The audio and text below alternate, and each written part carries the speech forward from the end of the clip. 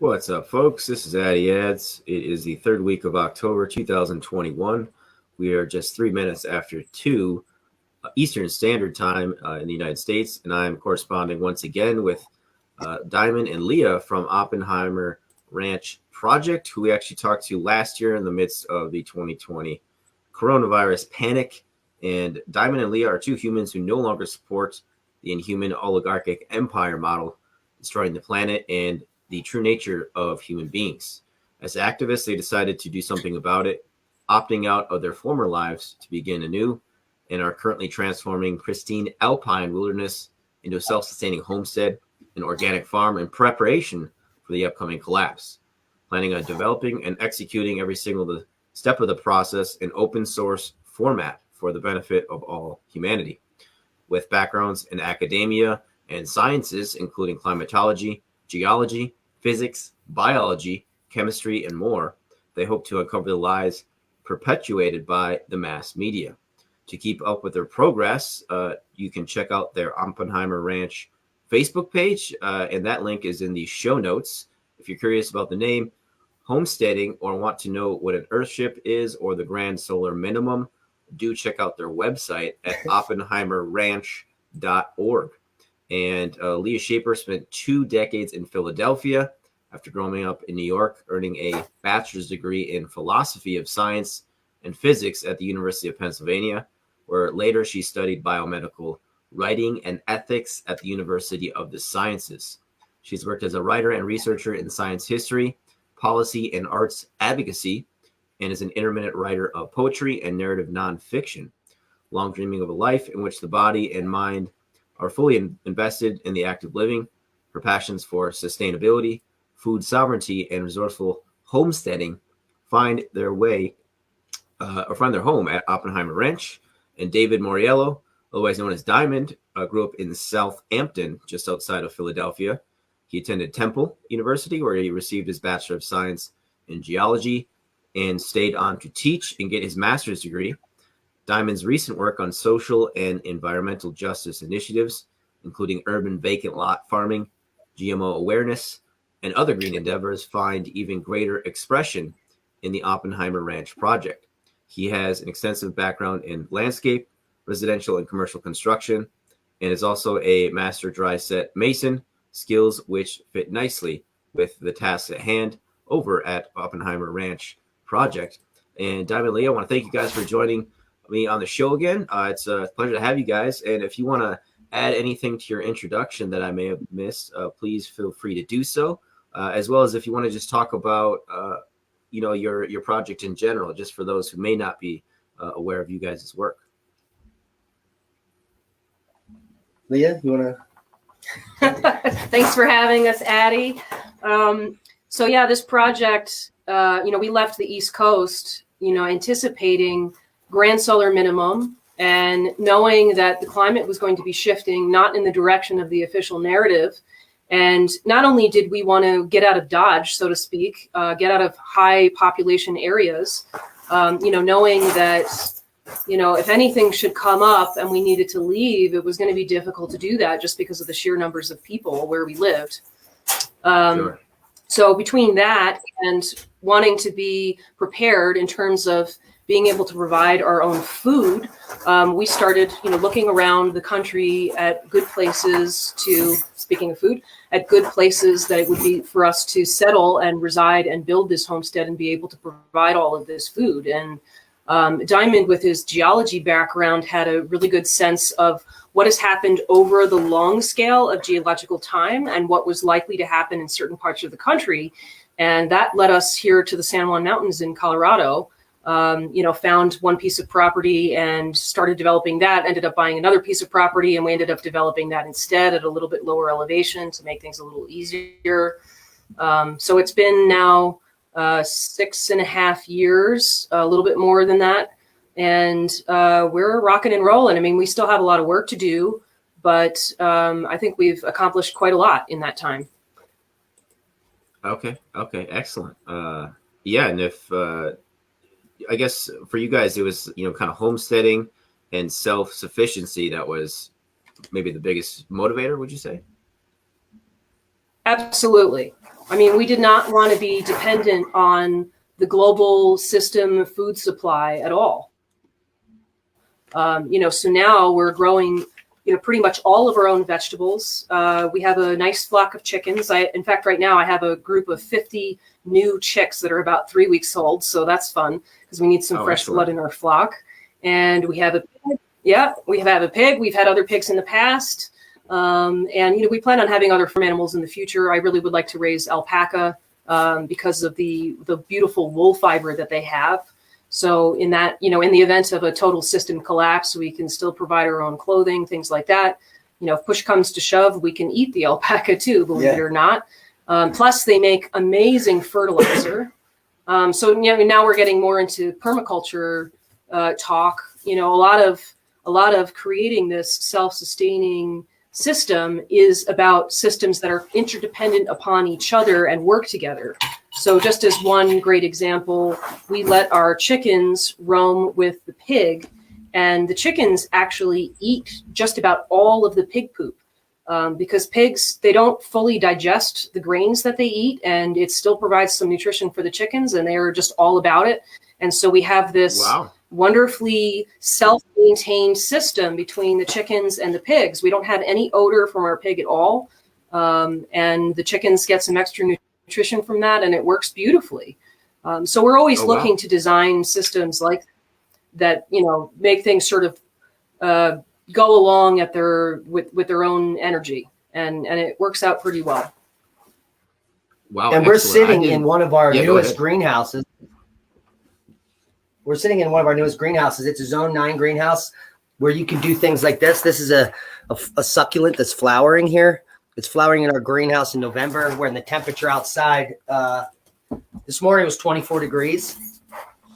And these tomatoes, these peppers I just picked them this morning for a little backdrop there because unfortunately we moved to the San Juan Mountains for geologic reasons. It's geologically one of the safest places in our region in North America. So that's why we're here. It's furthest away from major population centers, which is good news, because what happens when societies collapse is that big population centers are the worst areas to be in. So we wanted to be furthest away from people. And the bad news was that it's not easy to grow food outside here. So what you need is a rigid greenhouse like we're sitting in, so that in November you can have like something like this. These are some giant kales there in the back. You could probably see. Yeah. But the whole greenhouse is our greenhouses grow 365 days of the year, and this one we just installed in March, so it's going to be a year old this spring, and we're not even finished. The back wall here's got to get some cob for some thermal mass. We're going to put a cob product on the back wall, which is why we have lath. And this whole other section to my right, which is hundreds of square feet, is going to be an aquaponics area where we'll have fish and other things growing. The more water you put inside a rigid greenhouse, the warmer it gets and the more stable the environment is. So we're trying to put more and more water in here. We only have about 500 gallons now, but we're going to get more water in here through the aquaponics on the other side. And we're still producing huge amounts of tomatoes. Even though the plants start to die off, they're so prolific that we can get food pretty much up to the new year. And then winter crops start coming up because these are permaculture greenhouses. So we have like lower layer crops that come up like kale and lettuce in the winter. And we're not really even scaled up to like a survival mode. You know what I mean? We're just experimenting now. If the shit were to hit the fan, we would, because of our experimentation, know that we have to rip these tomatoes out and start planting something different because we're not going to live on tomatoes. And also maybe we have enough material here on site to build more greenhouses. We have hundreds of square feet more of the Solex product that we used in here, which is diffusing the light, and there's no shadows in here. And so that's just in case, because everyone out there probably knows and feels that something is coming. And right now we know there's runaway inflation, so soon people's money is going to dry up. There's a supply chain issue. So a lot of things in our area, just the shelves started to become bare in certain areas. And that's because a lot of people who aren't preppers that don't have preps already are starting to prep. And that's the panic buying. So we're going to see a lot of panic buying. With panic buying and supply chain shortages, that is a recipe for disaster. Yeah. Yeah, Just to add on to that too, this greenhouse is actually attached to the house that we're building. It's a barn dominium, so 2/3 of it is shop space and the other third is a residence. But because this greenhouse butts up against our house, it is actually a big part of the heat budget for the house. So that's another example of, designing these systems that serve dual purposes and make life a little bit more efficient. And I also just wanted to add that I've been thinking it's very funny over the last 2 years that, we moved out here to do all of this, specifically anticipating changes in climate and other changes in the world, but we certainly did not anticipate this weird pandemic and all of the political nonsense that has gone with it. And that has provided yet another reason to confirm that what we're doing is a really good thing for our long-term survival. Definitely. That's really interesting stuff, guys. And just to define permaculture, a system of perennial agriculture, emphasizing the use of renewable natural resources and the enrichment of local ecosystems. And I would add too that it seems like symbiotic relationships are a big part of that. For example, I didn't know that about pigs and chickens, even though my grandparents had chickens growing up. They didn't have pigs, so that's probably why I never knew that relationship. But that's just one small micro, I think, example of that symbiotic relationship. So I have a question here. Actually, somebody's wondering if you built a bomb shelter. If we did, we wouldn't tell you. Right, Wayne. And don't use a shipping container when you do build your bomb shelter. You want to use culvert pipe, typically 8 foot or 10 foot diameter, and put that in the ground. Then you build the deck and you square it out. So get yourself some culvert pipe if you're going to build a bomb shelter, but we don't have one. Okay. Yeah, I just had to ask because there's a pretty good question there from the viewer, and it was on topic as well, which we appreciate. And do you guys, in the case that, for example, stuff did hit the fan, could you expound a bit on how your day-to-day life might change, or what your focus would be as far as plants and animals? How would that manifest, do you think? Well, Leah just is getting chickens. So you need to have some kind of animal husbandry going on at your farm or your place, or know someone that's doing that, so that in the event that would happen, or let's say there's a complete shutdown of all meat processing or something stupid like that, you could immediately take, so our new flock, we specifically bought roosters and different varieties so we could rapidly make meat, chickens, which then also make eggs. You can literally probably take 70 chickens and in a period of a year have 70,000 chickens. And then if you spread that work out over a community, you literally have chicken farms, which would save everyone's life because the chicken has incredible amounts of things you can use, including the feathers and the skin and the fat and the meat and on, as well as the innards. So it provides lots of the nutrients you need to be healthy and survive in a situation when you're not going to be able to go to the supermarket or get people get supplements or vitamins or whatever. So that's important. And we would immediately scale up animal husbandry and all types of growing. I mean, we would all sit down and brainstorm, how can we maximize food growing?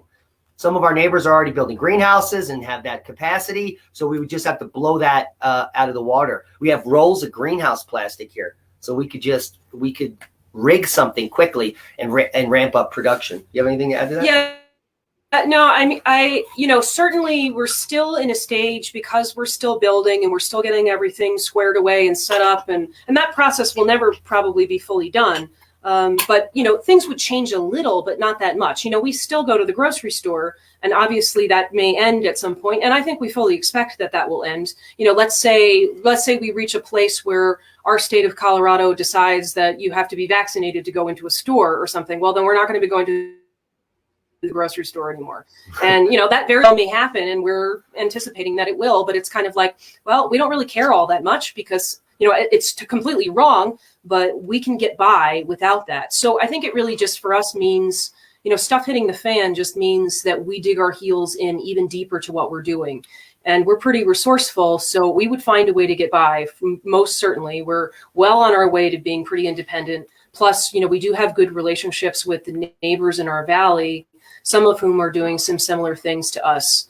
For example, we have a friend down the road who raises goats. So while we don't at this moment have animals to provide milk, we can trade with our neighbor and friend down the road, and that would work out wonderfully. And I think this valley would really band together in that respect. Yeah, and he breeds every year, so he always has baby goats. So those, instead of him selling them, would be staying in this valley, and we would be making a goat herd.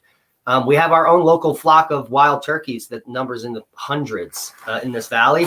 So we could easily be capturing them and or their eggs and be propagating wild birds and other things. We also have huge resources in the form of elk, wild game here. It's one of the most, there's like 14 million head of elk that move through this region in the Rocky Mountains as they migrate from north to south. And there's not a lot of people. There's definitely not 14 million people around here. So there's plenty of big game. There's also plenty of small game.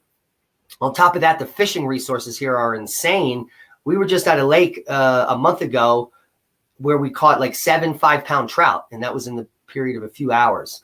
So lots of good things are in the San Juans. Another interesting thing about this area geologically is that the high elevation areas above 10,000 feet in the South San Juans have been ecologically the same for about 50,000 years. Now, in the last 50,000 years, we've gone in and out of 2 different major ice ages, and the South San Juans has stayed the same through all these catastrophes. So this is a pretty stable area. And during the maximum glaciation during the Wisconsinian 26,000 years ago, where we're sitting right near the glaciers, it was a little bit warmer and wetter than it is today. So in the event of some abrupt climate change, you really need to be thinking about where you're living and what happened in previous times to make the best decision for where to actually be, to survive and thrive anyway. Sure. Yeah. And you mentioned, just how amazing chickens are.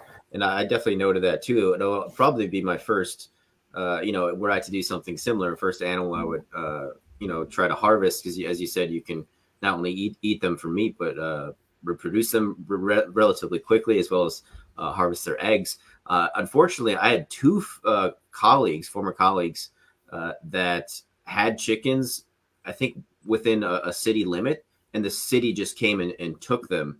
I didn't really understand what the reasoning was there, but it seems to me they just want to make it so you can't be independent,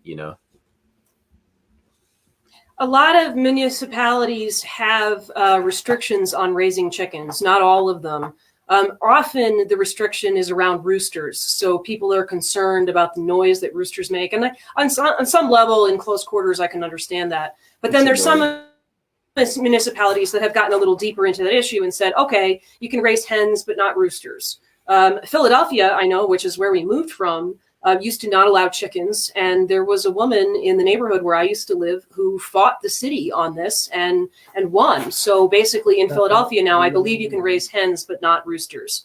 But otherwise, yeah, it's pretty dumb to restrict people on that issue. And it's really a shame when that happens, because there's really no purpose behind it other than making it harder for people to provide their own food. Yeah, right. And I wanted to ask if someone listening has a desire to, maybe head in the direction you guys are in. Obviously, you've had a lot of work put in your project, but say somebody wants to do something similar. What would you advise them? What would you say to them to maybe start taking a couple of steps in that direction? Well, first you need to look for a piece of land. That can be a little tricky financially, especially these days. In last year, in 2020, property values here absolutely skyrocketed, and it's completely insane what's happened. And it's a result of people leaving more populous areas and looking to be around less concentrated areas. It is really astounding what has happened to market values here. So that can be a little tricky, but that's your first step. You also want to look at what are the restrictions on your land, wherever it might be that you decide to move, because sometimes those restrictions can be an impediment. So, for example, where we are, it can be challenging to, let's say, plan on living in a trailer or an RV for a temporary period of time, simply because the county has some restrictions on how long you can stay in something like that. Basically, the demand here is that if you want to live somewhere on a permanent basis, you need to have a septic system, is really what it comes down to. It always comes down to where you're going to poop, essentially. So, I mean, those are some of the beginning things. You know, I've said this many times before, but water is one of the most important things you can consider before you pick a place to live. You know, we made a point of buying land in river valleys because around here, deep drilled wells have a tendency to be full of sulfur, which makes your water stink, and sometimes you can even light it on fire. But if you're in a river valley, you can pull up groundwater, which is much shallower, and have a much better water supply. So we were real careful about where we bought. Let's see what I mean. There's a million other things you could consider. Climate, obviously, your proximity to high population areas. You know, obviously the geological history can play a role. Yeah, geophysically, you don't want to move near an earthquake prone or a volcano prone area where you're going to be erupted upon. Bad things are going to be happening in the future. I'm sure everyone around can pick up the fact that there's been a lot of volcanoes erupting recently, and that's only going to increase as time goes on and we move deeper into the grand minima towards 2035. Also, you want to get, if you don't have a bug out plan and you live in a populated area, you're screwed. Because within 72 hours, there's going to be no resources in a major city due to looting and panic in a grid down scenario. So, I mean, it's going to basically be a nightmare if you're in a populated area. You're worried about having a chicken in a city. People are going to be eating people in 3 days in a city because there's going to be no food. So you want to get out of populated areas and get to rural areas and have a plan in place with a group of people. There's no way you're going to survive on your own, like some Survival Man or any show that's on TV. You're going to need a group of like-minded people to get the job done. And you're going to need a place. We've already got a place here, and a lot of people don't have a place to go. But you can start getting involved in the Wolfing Network, the Worldwide Organization of Organic Farms. You'd be traveling around the world for free, gaining all this important information on how to do different types of farming. You can go from sheep farming to actual crop farming, permaculture, whatever you want to do in the Wolf Network. And guess what? If you're caught in a grid down scenario, you're stuck on a farm. That would be a terrible. Oh no! That'd be a terrible place to get stuck when the shit hits the fan. So you could be thinking in those terms. People say, I don't have any money. I can't do this. I can't buy any land. Well, become a wolfer, and you don't need any of that. You're going to be helping people with ranches like us, do everyday work, and you're going to learn skills. And if something bad happens, you're going to be stuck on a farm forever, helping like-minded people live and survive and thrive. So just one way to do it is to drop everything, stop working for the man, and become a wolfer. Okay. Wow. Great information there, guys. And that website, as you can see there, is www.wolf.net, www.oof.net, if people want to check that out. And a couple more questions here about kind of tech and looks like and gear and stuff, and just some more sustainability questions. Got Greg Clark asking about batteries and off-grid power. If you want to comment on that. And then I also wanted to ask you about water filtration as well. And, any tools that you guys see as almost necessary or essential, or at the very least, extremely helpful to, all of these activities. Sure. Well, so as far as, on-grid or off-grid power, we are currently still on grid, but we absolutely plan to go off-grid. We actually already have our solar system. It just hasn't been set up yet. So we're not going to grid tie once we do that at all.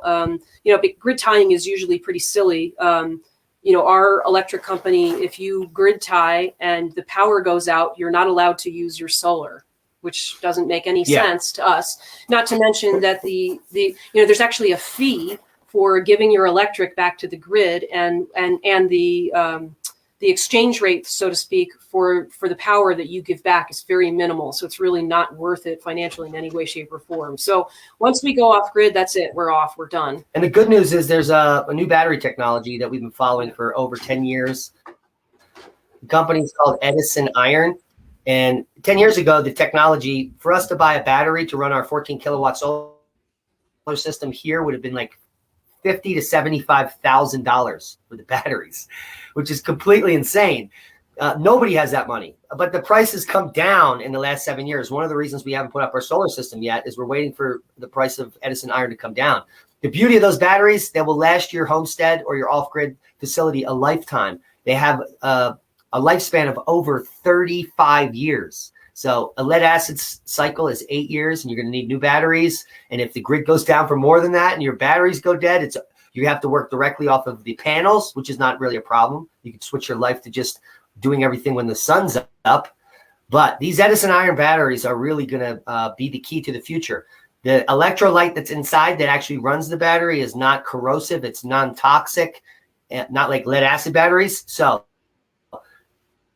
that's some amazing technology, and we're really excited to be involved with that. But that probably is about 2 years out, or we'll be stuck.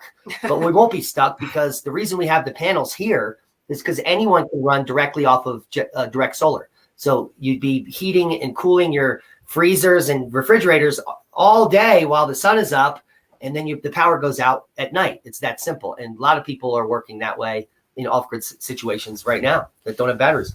I think one of the big challenges with doing stuff like this is that, you can, let's say, prep in the traditional sense all you want, collect canned food and any equipment that you think you'll need and blah, blah, blah, blah, blah. But the list of things that you can collect and store is endless. And there's lots of things that we may not be able to get in the future just because of lack of manufacturing or whatever is going on. And it's interesting that we're now starting to see a little bit of that with the supply chain issues.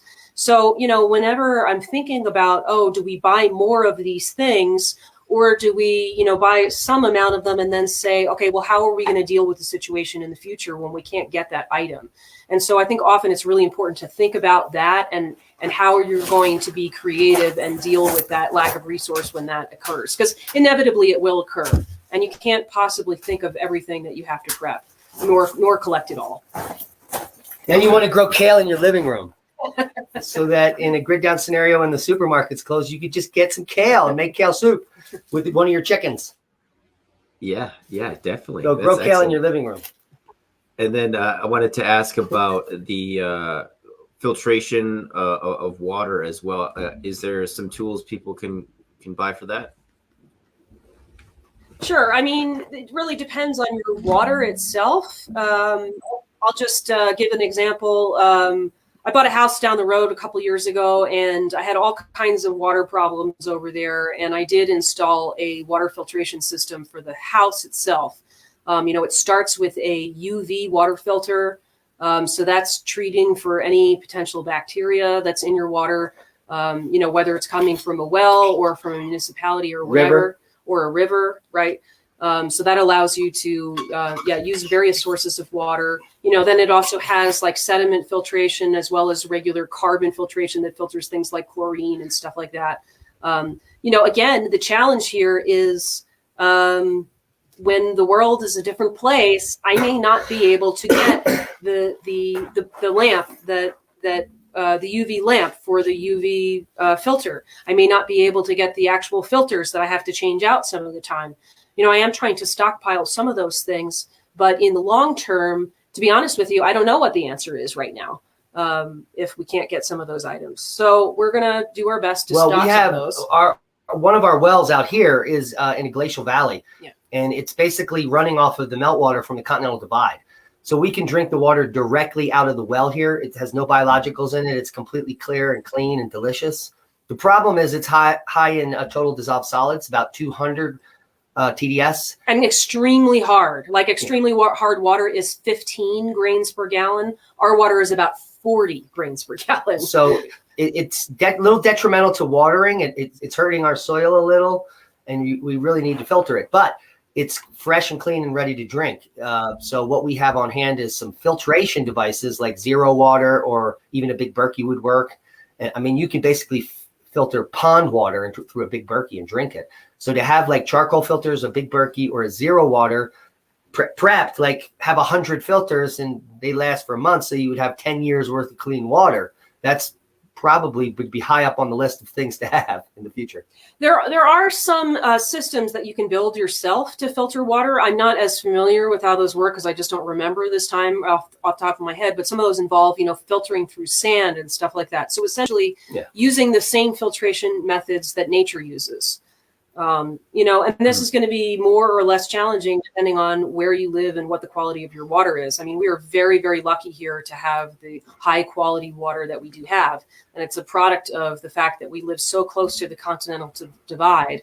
So we've got, water coming from the highest point in the country straight down to us. And there's very little impacting it along the way. So we're just very fortunate that way. But I would say that should be anyone's a big consideration for anyone looking to buy land and start something like this. Okay. Excellent. Really excellent information, guys. And I wanted to ask, speaking of water, if, we were in that situation again, hypothetically in the future, what about sanitation and plumbing? You kind of mentioned it earlier, going to the bathroom and dealing with that problem. How would that manifest, do you think? Obviously, horribly. Yeah, probably pretty badly. I mean, in a grid down scenario in major cities, most people, 80% of the population would die shitting themselves to death in the first 3 to 5 days because they don't know about sanitary conditions. They wouldn't know about washing. I mean, it's just insane that in modern society, you can go look at analysis of what would happen if you turn the electric off in, let's say, New York City. Just the fact from waterborne disease with just the first week would annihilate the population. Well, just consider the fact that once you don't have electricity in a city, it's impossible to even pump water. So if you live in an apartment or something or a house and you're on city water, you're not going to have any water. So, what happens then with going to the bathroom and all of that? It's just going to be a mess. Right. If you live in a less populated area, you have options like composting all of your waste and having composting toilets. And you can do that very easily. I mean, you can literally poop in a bucket and put it in a pile and let it deteriorate. And that does work. We've done that. That's your option, really. But if you're in a city, how are you going to do that? You're not. And it's going to be a mess. Right. Yeah, and if you don't if you're not eating a clean diet, if you're eating McDonald's or something, you don't want to be composting your poop. And a lot of people don't understand that. If you're living on Snickers bars and Arby's, your compost is going to be toxic. So you have to have a moderately clean diet with actual food, meat, vegetables, and things like that, and fruits that are hopefully organic. Because if you're eating inorganic and not inorganic fruits and vegetables, what you're doing is eating large amounts of pesticides. They may or may not be hurting you, but what pesticides do on biological entities like humans and cows is they pass through the body. They go all the way through and they come back out in the excrement. So if you're buying manure from the wrong farm that uses toxic chemicals and you try to put it on your permaculture orchard, you will kill everything. And that's happened to some people around here. Yeah. The same thing would happen if you're collecting your human manure and you're eating toxic food and inorganic fruits and vegetables, because those pesticides will pass through. They'll be, in fact, intensified in the compost. The compost shrinks the amount of material down and the amount of pesticide is still the same. So it actually becomes very, very toxic. And so that's a nice tip that we could offer you. Definitely. So many reasons to eat well. Yeah, always a good idea to have a great diet, or at least a good one, right? And you mentioned volcanoes, and we can get into that in a second here, but I wanted to ask about the Grand Minima 2035 you mentioned. Could you explain that for the audience? If you look at solar cycles are 11-year cycles on the sun, which are half of the pale cycle, which is a full polar reversal of the solar polar field. And that takes 22 years. But a half cycle on Earth, we call it a solar cycle. And the sun's activity increases and decreases every 11 years. And when it increases, we have more solar storms, and our magnetosphere on Earth gets stronger. And when it decreases, we have less solar storms, and the magnetosphere weakens. Now, for the last 4 cycles, 4 decades, each solar cycle has been getting weaker. And the last cycle that just ended, cycle 24, is the weakest in over 100 years since the Dalton minimum. And all eyes and scientists, many scientists are predicting that this pattern is going to continue. Now, as we've entered cycle 25, it's looking like it's true. And the predictions are that at the end of cycle 25 and cycle 26 could be the lowest solar activity in 200 years. And what happens during those times is it gets very cold. And another thing that happens is more cosmic rays rain down on Earth. And cosmic rays cause cloud nucleation, so it'll be cloudier, which causes some of the cooling. And there's crop loss and there's famine. So can you imagine we have this runaway inflation, we've got our economy going crazy, and then it's going to start to, the weather has been getting very wacky. People know that. The media blames it on this blanket statement called climate change or global warming, but in fact, it has to do with natural climate cycles. And this one's a bad one. The grand minimas cause far eastern empires to collapse. So most of the dynasties in China collapsed during grand minimas. There's a 200-year empire cycle that is driven by this grand minima cycle, which is a 200-year cycle. And it was very cold 200 years ago on Earth in North America. And all you have to do is go look at the data. So what's going to happen in the next 2 decades is the weather will continue to worsen. The sun will continue to be kind of quiet, which weakens our magnetosphere. And this is very bad for a technological society like we are, because if a large solar flare comes off the sun, and it will, and our magnetosphere is weak, it will literally fry the grid, and it will not come back up for 8 months, a year, or longer. And so that's definitely what's going to happen at some point in the future. How soon it happens is anyone's guess. So we're not hardening the grid anywhere worldwide. There's a few places, Alabama, one state is hardening it. There's some local hardened grids around the world, but over 90% of all the grids are completely vulnerable to being fried for a very long period of time. World governments know this. All of them know this, and they're doing nothing about it because they don't give a about you, period. By the way, we've also gotten really lucky in that regard recently. We just recently had a low-grade M flare, which was Earth-facing, and thankfully it wasn't stronger than that. But an X flare that's Earth-facing could easily fry the grid, and there have been little moments like that. You know, we have a larger flare, but it's not Earth-facing, or it just wasn't strong enough. It's bound to happen eventually. And what do you Everyone's mean heard of the by Carrington event? That was in 1859. Okay, yeah. Could you explain that? Based on what we know, the Carrington event was a large solar flare, and it was probably X 10 to 20. You can go look at some papers that they make estimates on it. But the solar storm itself lasted for days, almost a week, where auroras were spotted as far south as Cuba. And when the sun set, the auroras were so bright worldwide that it didn't get dark. So that type of event, they've calculated, solar scientists have calculated, happens about every 150 years. And the Carrington event was 150 years ago. It was in 1859. It's now 160 years.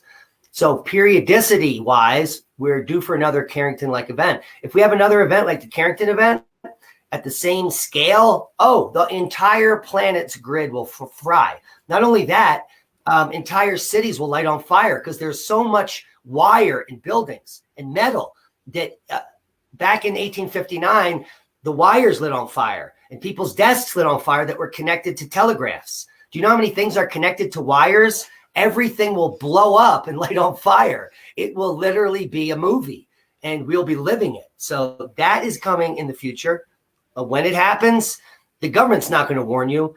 And here's the bad news. The paper just came out last month saying if there is an X20 or something like that, we do not have any time. We don't have 7 hours. We don't have 14 hours. We don't have 22 hours to wait for the storm to get to us. Like it will get to us in that time. But what happens during the initiation of the event is a proton event so severe instantaneously that it will act as an EMP on Earth.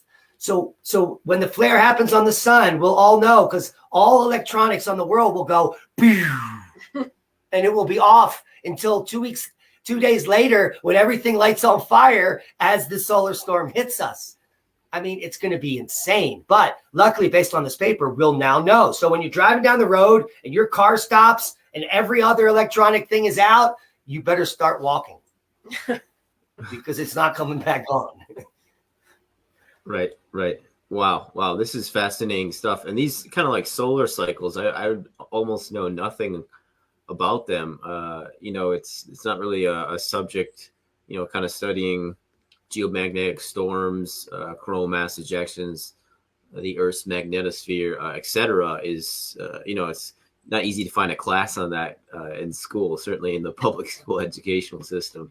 But really, really fascinating stuff. And I wanted to ask you as well, what did you mean by a hardened grid, and then an N flare and a X flare? If you could define those for us, please. So there are various levels of solar flare. Actually, Diamond, you could probably explain this a little bit better. Yeah, NASA explains the flares, or NOAA, using X-ray flux, and they have a chart. It's arbitrary, just like a Richter scale. This is the X-ray flux scale. And so you have A flares, B flares, C flares, and then not D. It goes to M. So A, B, C, then M flares. Then after M flare is X flare. And it's exponential, logarithmic, just like the Richter scale. A 6 is 100 times worse than a 5, and so on and so forth. So a 5 and a 6 isn't just one magnitude more, it's 100 more. And the same on the solar flare. So X is the highest it goes, and you can go X as high as you want. And now an X flare happens once every year based on all observations. So these things happen every year. We actually haven't had an X flare in 3 years, but because we're in solar minimum, that's a good explanation, which means that we are in a deficit for, guess what, 3 X flares in the next year, or some year coming in the near future, because we average 1 a year. So when we don't have an X flare for 3 years, Addy, that means we need 3 really soon. And luckily, a lot of these X flares shoot off the back of the sun because the sun spins. We only have a 50% chance of it coming towards Earth as that sunspot is facing Earth. So half the time, and one solar day is about a month. So it takes about a month for the sun to spin one time. You can see the sun spinning there. So when a sunspot comes over the western limb or the left side, it takes 14 days for it to go all the way across the visible disk. So it's like a woman's cycle. It's 28 days. So all these things are connected, which is mind-blowing because biology is controlled by the sun. And the more you look into it, what you're going to find is that everything in the entire universe is controlled by these Birkeland currents and these Z-pinches, which are called suns. So the sun in a solar system, everything in the solar system, even biological entities, are all based on what the sun does. So the sun cycle is the same as a women's cycle. And this is the same as a tidal cycle, which also has to do with the moon. Mm-hmm. So all these things that are in solar systems are related. If you go to a different solar system, all the cycles will be different and they'll all be based on that sun. So we have our sun to work with, and it even works down to weather, Addy. I've studied so much about the historical weather. If you go look at historical weather patterns like blizzards and snow events, they have been happening every 10 and a half years. Every solar minimum is when all the blizzards and all the record storms occur. And you just line them all up, and you're going to see that the sun is directly controlling the climate on our planet. It controls the climate on every planet in the solar system, because the sun is electrically connected to each of the planets. And NASA knows it, and they even follow it, and they even have models to follow it, but it's not what's taught in school. It's completely insane. What we know is not what we're taught. We're taught about this accretionary disk model where all these planets coalesced in place billions of years ago, and it's all been the same. None of that's true. based on all observations, the planets have been moving around. They constantly switch positions in very short periods of time. There is even human accounts of people witnessing Mars being very close to the Earth where they can see the surface. Now, I'm pretty sure when you go outside and look at that little red dot, you can't see the surface of Mars. And so what were they lying? And there's even a Mayan god called Scarface who had a drawn with a scar on his face. And then when we first looked at Mars and put an overlay over that picture of that god, it was this, the scar on Mars was the scar on his face. So how did they know that? I mean, we only recently were able to look up there and see that. And so a lot of these things make you wonder what's going on. It's interesting how, so for example, a lot of the time when you have, let's say, a hurricane on Earth, there will be a corresponding sunspot on the sun at the same time, just showing what that connection is. So many of these things that we're not taught actually make extraordinary amounts of sense in terms of like the system of the universe or whatever. But, you know, what we're taught is that how things are on Earth right now is how they've always been. We're taught that because it provides the basis from which you can then build this ridiculous global warming narrative to say, oh, look, you know, humans are the variable. Look at the horrible things we've done. We should hate ourselves and we should kill ourselves. And there's too many of us and blah, blah, blah, blah, blah. But this idea that everything's the same as it's always been is completely ridiculous. I mean, if you really look through science and you look through history, it is clearly not true at all. It's just not. And 400 parts per million CO2 is not enough. I am holding this kale because of carbon dioxide. The reason this kale is alive and grew is because carbon dioxide is the food that this plant used to make this leaf.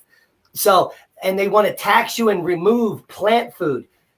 It's completely insane. In order to have maximum growth for kale in this greenhouse, we would need the CO2 above 1,400 parts per million. And so people and farms pay to bring in and pump CO2 into their greenhouses. They're not banning that. You know why? Because it makes food. And it's so oxymoronic. They're banning CO2 that comes from cow farts in your car, but not that they're pumping into greenhouses. It's a complete scam. In fact, we're at a point in geologic history where CO2 has been the lowest it's ever been, and it's getting dangerously low. There is a threshold where if you go below 260 parts per million. Yeah, or it starts to get very bad on Earth. And we're very close to that. So we should all be praising 420 parts per million. We should be shooting for 500 or higher CO2.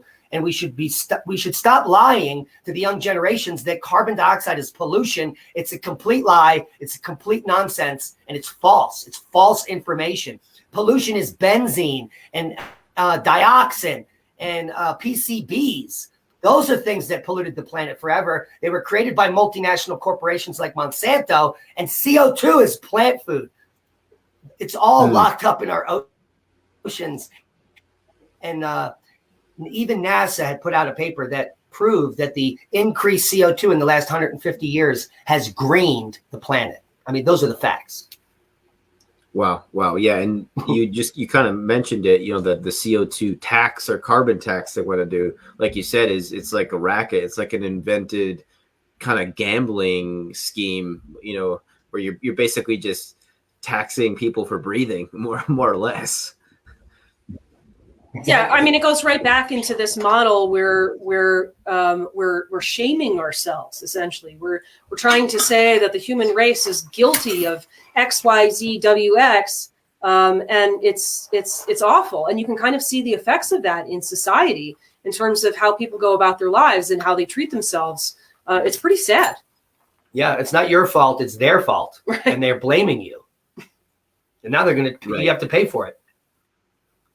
Yeah, and it seems to be often the case that you know, it's the masses that have to pay for the mistakes of the few.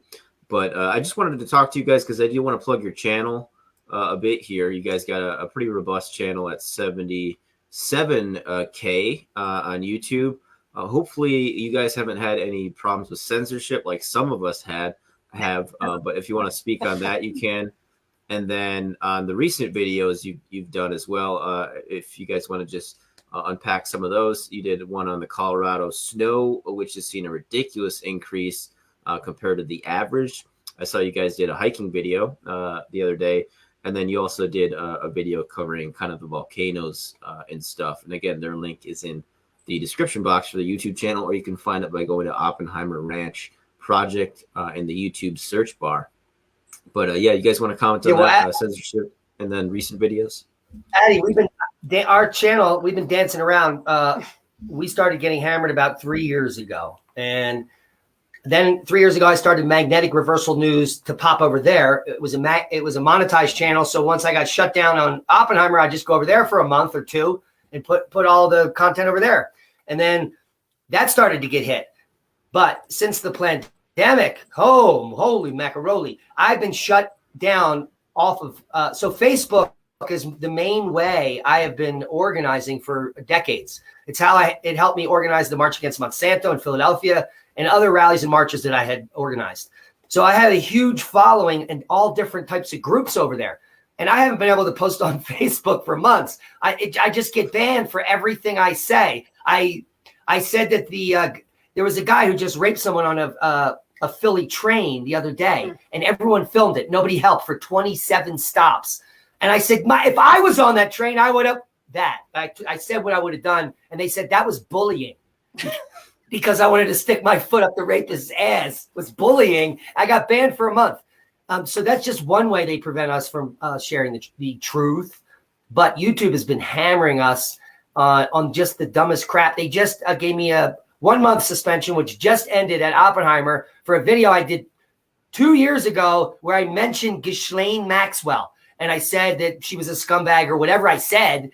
And now she is locked up and a felon that's indicted and about to go to trial. And I got demonetized in a community guideline strike for bullying because I called her a scumbag. It is. I mean, I don't even know. I mean, this is how ridiculous it is. I don't even know what to say. This is how ridiculous it is. And I'm just going to throw this out there, too. If anybody wants to see baby chicks, there's some videos of that up there, too. There's a chickens and eggs playlist in there, and you'll find all the chick videos in there. But I was filming one of these videos, and I was talking about vaccines for chicks, right? Because there are certain vaccines that you might want to consider or not, whatever you want to do. And I made an analogy to the current human vaccine, and I thought to myself, "Wow, are we going to get banned because I said that? Because I made this like casual reference to a silly vaccine that doesn't really seem to do anything because it allows the chickens to still transmit this virus."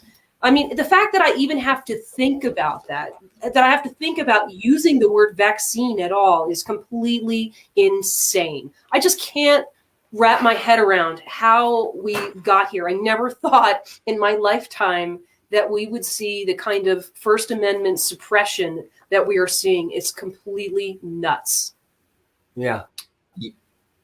Yeah, it's bizarre. And if we lose that. Oh, go ahead. I was just going to say, if we lose our freedom of expression, we lose everything, right? Like we can't lose that. That is everything. And the fact that we're dancing around the things that they don't want us to talk about is just crazy. And I desperately wish that we all had a platform that was as encompassing as YouTube is, where everybody could sort of transition over, right? Because one of the power of YouTube is just the sheer volume of people that are participating and the amount of information that's there, and that everybody's coming to this one location. And they're very effectively stopping the majority of the population from sharing information by sending people scattered across to these different platforms, scrambling to find something that will allow them to speak. That was a very powerful move on the part of the powers that be to get big tech involved in all of that, because those places, they are the public square now. They are. And think about this, Addy. Since the La Palma eruption started over at Magnetic Reversal News, our channel in 3 years had 2 million views. Magnetic Reversal News. Oppenheimer has over 22 million views. But let's just talk about Magnetic Reversal News. We had 2 million views prior to that eruption, and that was a month ago. We've had over 1 million views in the last month on that channel. If I compare that, all of these same videos I uploaded to a different platform, I would have 1/100th of that many views. So we've had over 1 million views in just a month on YouTube. That's the power of YouTube. And why I think it's important, because we reach so many people. And none of the, I mean, we have a channel over at Rumble. We're on Odyssey. We have BitChute. And they pale in comparison, like 1 to 5% of the traffic on anything. I could put any video up on YouTube. I just be me farting in the woods, and I'll get 1,300 views. You know what I'm saying? So it is an amazing tool, but it's becoming difficult to use. It's a pain in the ass, but I love it. It is a pain in the ass, and you're right. It has become the de facto public square in the modern age, which is largely digital now, as far as the information we get. Not like a crier boy or something like that in way back in the day. And yeah, like you said, they pretty much have a monopoly on the online video platform service, where it's like, okay, maybe they don't have an explicit control of 100%, but de facto they have the vast majority. Conservatively, I would say 80%, but probably closer to 90 or even 95%.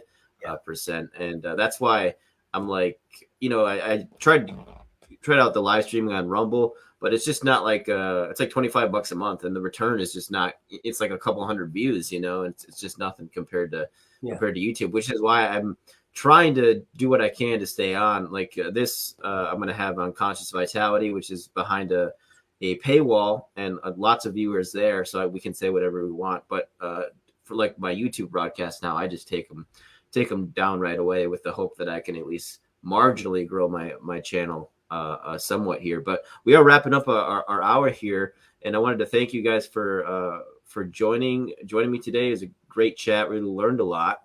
Where do you want to direct people's attention to? I know I brought up the second channel, which I actually didn't even know you guys had this one too, Magnetic Reversal News. I posted that in the comments, and I'll put it in the show notes as well.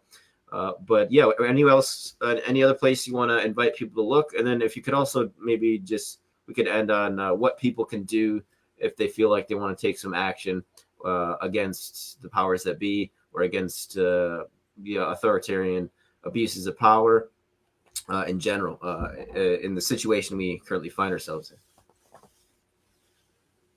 Well, you stand up, stick your foot in their ass, and you fight back. I mean, I've seen tons of videos of a whole. They went to announce a vaccine mandate at some warehouse where all the heavy equipment operators were there, and they all looked at each other and they said, "All right, suck it," and they all got up and they left. And before they got to the door, they're like, wait, we're just kidding. I mean, it's that easy, because think about it. They can't hire. There's so many companies here where we live looking for people to work there. Nobody is working anywhere. It's insane. I don't know where people are getting money. I mean, I literally work from the moment I wake up till I sleep. It's crazy. So apparently people have lots of money or something, or they just don't need to work. They're getting money from somewhere. Now, if you want to watch all the stuff we're doing, we have three channels. We have Oppenheimer Ranch Project. It's been around 5 or 6 years. Magnetic Reversal News is 3 years old. And a new channel called Shinrin Yoku, where a lot of people that can't get out to the woods or wilderness can learn a little bit about forest bathing, which is a Japanese technique to quiet your soul and to heal yourself simply by walking through the woods. And so those are our 3 main channels. And yeah, be the voice of reason and stand up. Don't put on a face panty, and if you don't want to, because you don't have to. I went to Vegas last weekend, where you have to wear a face mask everywhere. And guess what? I didn't fucking wear one. I didn't wear one anywhere, ever. And I was able to stay there the whole weekend. Yeah, I think once you consider that if you stand up and do what makes sense to you, oftentimes there's a consequence for the rest of society. So in the example that Diamond gave with the warehouse, if people together say, no, we will not accept these mandates, and then just walk out, I mean, there's a big consequence for that company for that. And you're starting to see some of that, which is really encouraging. You saw it with Southwest. Southwest, went up and down and claimed that all of the flights that they canceled were weather related, but it didn't make any sense, because There were no other airlines that had to cancel thousands of flights, and they just continued to deny that it was their employees that were saying, no, we're not coming to work because we will not accept this mandate. And guess what? Southwest had to concede. They had no choice. So, I mean, that's like number one. That is one of the most important things that we can do. You walk into a business and they demand you wear a mask. Well, then just walk out and say goodbye. Yep. Just turn it down. But the other thing I would say too is, gather up as much knowledge as you can. We were just talking about all of the censorship that we're facing, and the sort of decentralization of information, making it harder for people to find information. We're old enough, I'm 44, Diamond's 50, that, we grew up going to the library and there was no internet. And unfortunately, the younger generations don't have that experience and don't know that they need to collect books if they want to know how to survive in the future, because those things are just not, for multiple reasons. It's not just the censorship on the internet. It's also, the possibility of a grid down scenario, which I expect absolutely will happen at some point. We take the internet that we have for granted in terms of the amount of information that we can suck out of it, but that's not going to be available to us forever for multiple reasons. And so gathering as much information, talking to people that you know and don't know as much as possible, and gathering books is crucially important. Learn to grow food. Yeah. Awesome. Yeah, well said, guys. Thank you so much again for coming on. Hopefully we can do it again soon. And thanks everybody for tuning in to this interview with Oppenheimer Ranch Projects, Leah and Diamond. And again, thanks to you guys for teaching us all you did today. So we'll stay frosty, folks. We'll see everybody next time. And again, if you want to access this on consciousvitality.com, you may do so as I'm taking it down off YouTube right away. So thanks a lot, guys. And until next time, Thanks folks. for having us. We love you. Of course.